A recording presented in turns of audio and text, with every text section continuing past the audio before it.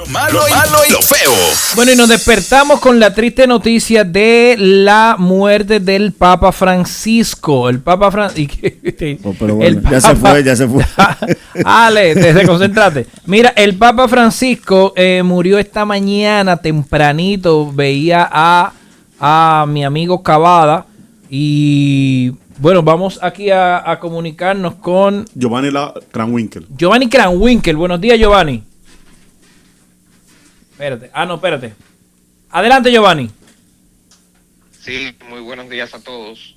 Buenas. Pues nada, amaneciendo con esta triste noticia de la partida hacia la casa del Padre, el fallecimiento del Papa Francisco, sumo pontífice de la Iglesia Católica.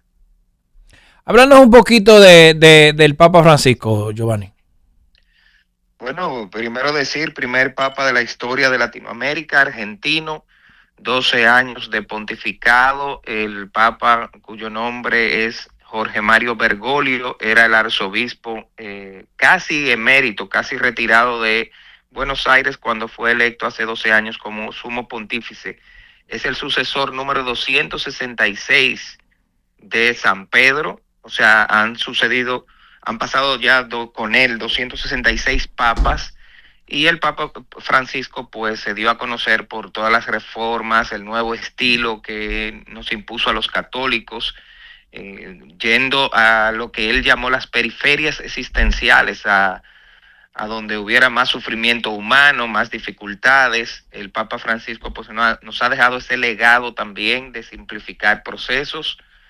Hemos estado acompañándole desde la prensa católica de la República Dominicana en este último proceso del sínodo, de la sinodalidad se llama, en el que él ha propuesto hacer varios cambios en la forma en la que la Iglesia Católica en el siglo XXI hace su vida y hace todos los procesos de la Iglesia Católica.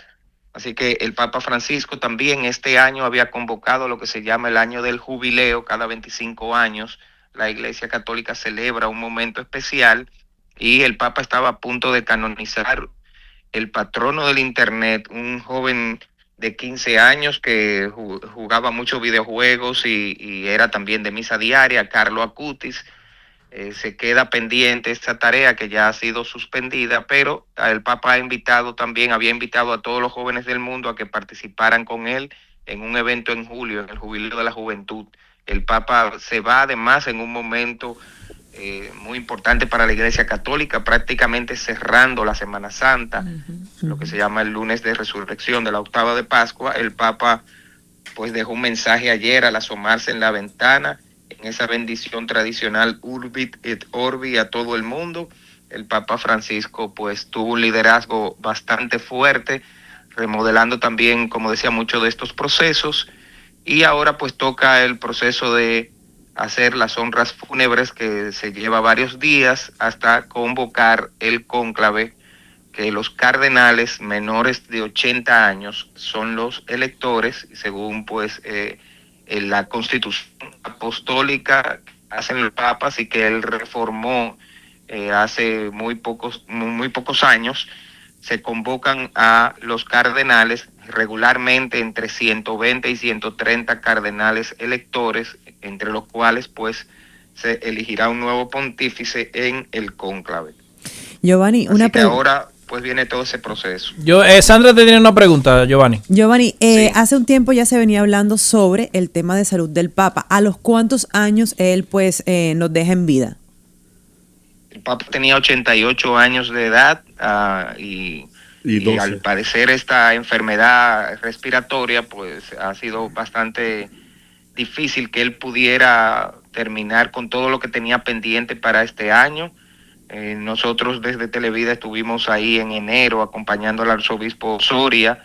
Intentamos un poco verle, estuvimos en la misa del jubileo de las Fuerzas Armadas, que fue la última vez que él celebró una misa, y ya pues ahí lo vimos bastante afectado de la salud de una pulmonía, y acompañamos los primeros días de su enfermedad en el Hospital Gemelli. El Papa, aún con esa edad, pues estaba en la indecisión de si él renunciaba o si él seguía esperando la mejoría, y realmente en estos días él pues hizo lo que siempre le gustaba. A él le gustaba los Jueves Santos presidir el lavatorio de los pies en una cárcel, y visitó la cárcel. Y prácticamente ayer ese fue su discurso de despedida al mundo, con un mensaje de un llamado a la paz. Y pues ya sabíamos que la edad en la que él estaba cada vez más cerca de ese momento. Y aunque decía que tenía una mejoría en su salud respiratoria, ya le habían dicho que no iba a poder mantener la voz como la tenía antes, y por eso siempre en estos últimos días hablaba a través de algunos de sus asistentes. ¿Cuántos días dura el proceso fúnebre y para cuándo sería convocado el cónclave? Bueno, hay que pensar que mínimo pues se llevará esta semana completamente. Estamos esperando las notas oficiales de parte de Vatican News, que es el órgano oficial informativo vaticano, y su sala de prensa, la sala estampa. Ya eso lo sabremos en los próximos días. Habría que pensar que de aquí a 15 días se pueda hacer el cónclave. También hay que saber que el Papa reformó la Constitución Apostólica. Ahora hay que ver qué dice el texto de la Constitución Apostólica para hacer los procesos. Justo cuando el Papa Francisco fue electo Papa, los cardenales decidieron no entrar aceleradamente al cónclave, sino que se hizo un precónclave en el que cada uno de ellos se escuchó con propuestas de lo que haría si él fuera el Papa. Y cuando los cardenales escucharon a Bergoglio, dijeron, este es. Entonces no sabemos ahora, hay que ver qué decisión tomará el colegio cardenalicio. Recuerde que a raíz de la aparición de esta película Cónclave, pues ahí se ven algunos procesos, aunque deformes, no son como los procesos realmente se dan en la Iglesia Católica. En cuanto al cónclave, eso está muy definido en esa Constitución Apostólica, y hay fichas claves ahora que llevarán adelante el proceso, como lo son el prefecto de la doctrina de la fe, el secretario de Estado, sobre todo entra en juego, eso sí, el decano del colegio cardenalicio, que él puso a un cardenal que pasa de los 80 años, no va a entrar en el cónclave, pero va a dirigir el proceso. Y todo eso ahora pues hay que verlo en los próximos días. Pensamos que de aquí a 2 semanas estaremos en ese proceso, mínimamente iniciándolo. Giovanni Aquiles Correa, buen día. Buen día. En la forma en que llegó el Papa Francisco fue una forma anormal, con un Papa vivo. Háblame de eso y otra cosa. No tenemos cardenales dominicanos, no tendríamos en el cónclave, porque creo que no tenemos cardenal. Así mismo es. En este momento no hay un cardenal activo. Tenemos al cardenal López Rodríguez, pero como es emérito y no está en las condiciones tampoco. Y además porque después que los cardenales pasan de 80 años, pues son retirados de todo el trabajo en cualquiera de las comisiones vaticanas. Los cardenales no son electos porque sean de un país. Los cardenales son unos como senadores especiales, consejeros, que los papas deciden según su criterio. Él puede elegir o no, y el Papa Francisco también rompió muchos esquemas en la elección de cardenales. Por ejemplo, en El Salvador, él no tomó de cardenal al arzobispo de San Salvador, sino al segundo, al auxiliar. Y al no haber cardenal ahora, pues en este cónclave no tendremos, digamos, una participación en el colegio cardenalicio. También ya el Papa Benedicto XVI había dejado prácticamente la normativa legal de derecho canónico para cuando los papas quisieran retirarse, y eso quizás fue un pedido que le hizo Juan Pablo II en el año 2000, cuando ya se vio con el Parkinson, pero no podía quizás haber renunciado porque no estaba esa normativa. Benedicto XVI lo trabajó y él mismo lo inauguró. De manera que en la Constitución Apostólica Nueva, que se llama Anunciando el Evangelio en español, pues ahí estaba quizá la normativa bien definida de cómo un papa pudiera renunciar y qué proceso se hace. En ese sentido, ya sea por renuncia o por muerte, se activa el proceso que se llama sede vacante. Y eso está bastante definido. Entra en juego un cardenal que se llama el camarlengo, que es el que dirige el proceso cuando el papa fallece. y ese proceso famoso de que con un martillito le dan en la frente para constatar de que ya definitivamente está fallecido, pues el marlengo sella las habitaciones papales. Y recuerden que el Papa Francisco también rompió ese esquema y nunca vivió en estos 12 años en esas habitaciones papales, sino que decidió hacerlo en el pequeño hotel que está al lado de la Basílica de San Pedro.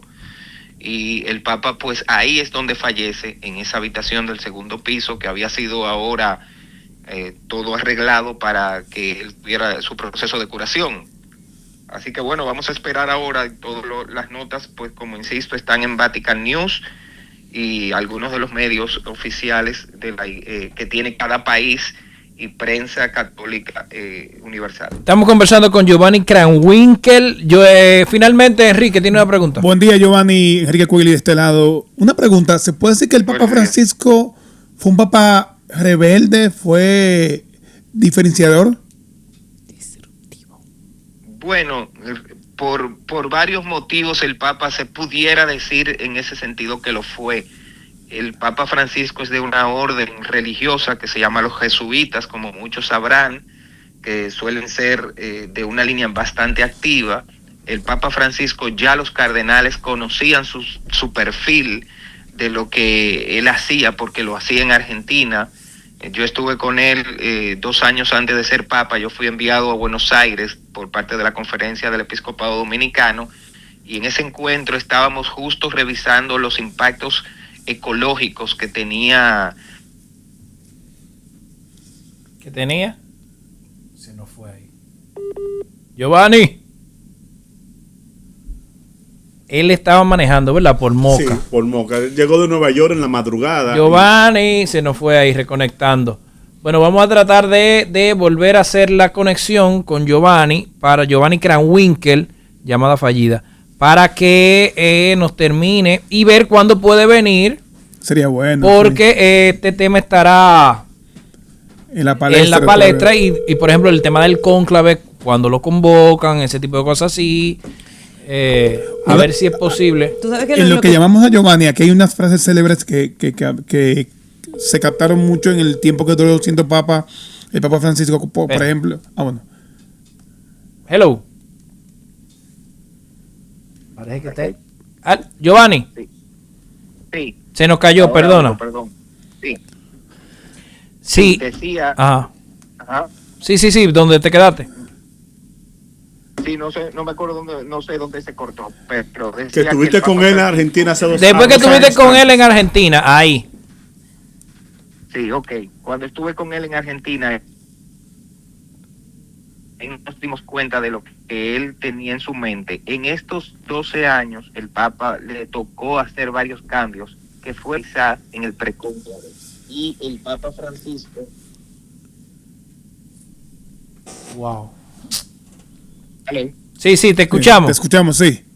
Sí, el Papa Francisco, pues, le tocó dirigir los procesos que quizás él mismo propuso de cardenal. Él, en el momento que fue electo Papa, ya tenía puesta la renuncia al Papa Benedicto. Ya él en Argentina nos dijo incluso que tenía su casa de retiro donde ya se iba. Y no pensamos nunca que ya llegando a la edad que él tenía, él entró antes de los 80, como en 78 años, por ahí, al pontificado. Y como decía, para ser el Papa número 266, el Papa Francisco pues le tocó hacer esos cambios. Lo primero fue que ellos quedaron de acuerdo en hacer un equipo de cardenales consultores, que hubiera un cardenal de cada continente, junto con el secretario de Estado, que en este momento es el cardenal Pietro Parolin. Es un cardenal que estuvo de nuncio apostólico en Venezuela y que se ha convertido en la mano derecha en los aspectos de Estado. Recuerden que el Papa Francisco es el presidente del Estado Vaticano, y el Papa Francisco pues llevó adelante esas reformas con ese Consejo de Cardenales, que le ha tocado pues modificar muchos procesos. Este último proceso que vivió la Iglesia Católica, que se llama el Sínodo, pues convocó a representantes de cada nación. En nuestro caso fue Monseñor Ramón Alfredo de la Cruz Valdera, obispo de San Francisco de Macorís, el que nos representó, pero el Papa quiso cambiar la cosa y que no fueran solamente sacerdotes y obispos que reformaran, por decir así, los aspectos internos de la iglesia, sino que aquí incluyó mujeres y también incluyó laicos, o sea, no sacerdotes. También incluyó el tema de la evangelización digital a través de los nuevos procesos de las redes sociales y la inteligencia artificial. El Papa Francisco se encargó también de proclamar que hubiera una ética en la inteligencia artificial. En fin, este proceso del Papa ha sido un proceso bastante fuerte. También quiso que hubiera una consulta a todo el pueblo de Dios. Y durante 3 años llegaron los cuestionarios hasta cada parroquia. Nosotros, República Dominicana, pues hicimos el trabajo y mandamos nuestras consultas. Yo participé en octubre en la primera sesión del sínodo, un mes en Roma, y allí pues se intentó ver toda la situación, cómo la Iglesia Católica vive en el día de hoy. Eso fue a pedido del Papa Francisco, eso fue una gran novedad. También el Papa Francisco nos deja un legado de escritos que también pues han sido muy novedosos, como su encíclica Laudato sobre la ecología integral. Ha sido uno de los papas que más ha defendido el tema de la ecología, y él le llamó ese concepto de ecología integral. Nuestro amigo Luis Carvajal siempre me dice, ese concepto hacía falta de que llegara ese sentido de ecología integral, y estudiar el texto del Papa Francisco sobre la ecología pues te dice, óyeme, con un cura, un obispo, un papa tenga que decirte cierra la llave porque estamos consumiendo mucha agua, es porque él entiende con su equipo de colaboradores. Y aquí el Papa hizo también una novedad de consultar otras iglesias, y es primera vez que en un escrito vaticano aparecen textos de pastores, también especialistas de la ciencia, y el Papa pues integró esos procesos para poder dar una opinión desde la Iglesia Católica, pero en comunión con todos los demás. El Papa Francisco realmente pues ha hecho unos grandes cambios, y en esa consulta que durante 3 años se hizo, intentaron escuchar todo lo que había. También el Papa pues en el último encuentro mundial de la juventud en Portugal, en la que estuvimos ahí presentes, con 1,5 millones de jóvenes participando, pues utilizó de nuevo su famosa frase que le dijo a los jóvenes en el primer encuentro que tuvo con ellos: hagan lío, salgan por las calles a hacer lío, a proclamar la buena noticia del Evangelio y no tengan miedo. Y además su frase controversial de que la iglesia cabemos todos. El Papa hace una semana le pedía a los sacerdotes que manejaran bien el tema de la colecta y que no cargaran de cosas a los feligreses, que no cerraran las puertas de las iglesias. Él se comportaba como si fuera un párroco y hizo lo que pocas veces uno está acostumbrado a ver. Hace unos días salió en la ropa casi de dormir a la Basílica de San Pedro porque quería orar delante de la tumba de uno de los papas. Realmente estos 3 o 4 papas últimos que hemos tenido le han entregado como la batuta de uno en otro, y el Papa Francisco le tocó también seguir la misión, por ejemplo, de Juan Pablo II. Y aunque no pudo venir a nuestro país, y es increíble cómo tampoco visitó Argentina, y muchos quizás critican que un argentino no fue a Argentina, pero el Papa Francisco decía, yo tengo que ir como papa donde otros papas no han ido. Y sabemos de su cercanía con Oriente, con China, sobre todo. El Papa tenía una gran preocupación de poder conectar la Iglesia Católica con China, incluso haciendo unos acuerdos que muchos no aceptaron. China, los obispos que están puestos, no los elige la Iglesia, los elige el gobierno chino, y la Iglesia pues usualmente no acepta esos nombramientos, ni los ordena. Pero China los mandaba a ordenar a los obispos que ellos querían. El Papa Francisco, en una decisión de esas fuertes que tomaba, aceptó esos obispos chinos con tal de bajar la tensión con China. Y el Papa empezó a visitar pues países orientales, y de hecho la propuesta del próximo Encuentro Mundial de la Juventud, el Papa lo convocó a Seúl, a Corea del Sur, en el año 27. Ahora hay que esperar el nuevo pontífice si va a mantener esos encuentros que había convocado el Papa Francisco, pero él intentaba buscar, y se ve, las palabras de ayer son unas palabras de pedir que suelten los rehenes, que trabajemos por la paz en Gaza. Estaba muy atento al tema de Ucrania todo el tiempo, o sea que fue un Papa que realmente... Giovanni, nosotros vamos a ver, ¿cuándo tú vienes para la capital? Porque este es un tema que va a tener algunos días. Nos gustaría tenerte aquí en cabina para que habláramos del cónclave. ¿Quiénes serían los, si se estila, sabe? Si hay favoritos. Si hay favoritos. La línea. ¿Quiénes están orejeados de los próximos papas? Juancito, ¿a quién tiene? El top 5. Tú puedes venir mañana, Giovanni. Una sesión fija aquí. Este hombre sabe. Yo soy del staff de producción de Televida, que estaré también delante del noticiero. Muy bien. Y todo eso. Me pongo con el director y ajustamos el tema. Está bien, Son hermano. 100, como les decía, el derecho canónico, la Constitución Apostólica reciente, pues dice que deben ser, que entren al cónclave 120 cardenales. Sí, Ya pero más o menos, los orejeados, ¿quiénes son? y aquí- ¿Algún latino? Aquí hay que decir que el 70% o más actualmente de este colegio cardenalicio los hizo cardenales el Papa Francisco, con otra novedad. Entró al colegio cardenalicio países que nunca habían entrado como cardenales. Por ejemplo, para que ustedes tengan idea, en esta isla ahora el cardenal activo es el cardenal Chibli de Haití. Es un cardenal joven que va a ir al cónclave a decidir cuál es el papa. Y luego pues tenemos cardenales de países orientales que nunca había habido, pero por ejemplo a los jóvenes les gusta el cardenal de Filipinas, que es el cardenal, es un cardenal bien activo, que se conoce todo el tema de la evangelización digital. Ujú. Y hay varios. Bueno, Giovanni, pues entonces Pero tienes una cita con nosotros. Totalmente. Te vamos a escribir ahorita a ver si tú puedes venir en vivo. Muy bien. Muchas gracias, Giovanni Kranwinkel, parte del staff de Televida. Tú eres nuestro católico de cabecera, Giovanni. Dios te bendiga mucho, Muy bien, hermano. además, gracias, amén. Bueno, ahí tuvimos una amplia explicación Sí. con detalle. Vamos a invitarlo en vivo porque, como saben, viene el proceso del cónclave. Hay sus favoritos ya. No se lleven de la película. Viene la otra cara de la Iglesia Católica. Una de las batallas más feroces se libera en las elecciones Sí, en el eso cónclave. es. Y que se haga el mito. Y ojalá y la Iglesia Católica despierte como lo hizo con el Papa, porque la gran fuerza de la Iglesia Católica está en América Latina y es la primera vez que tuvimos un Papa latino. Los views en la aplicación y lo potable a la radio. Contenido que te representa.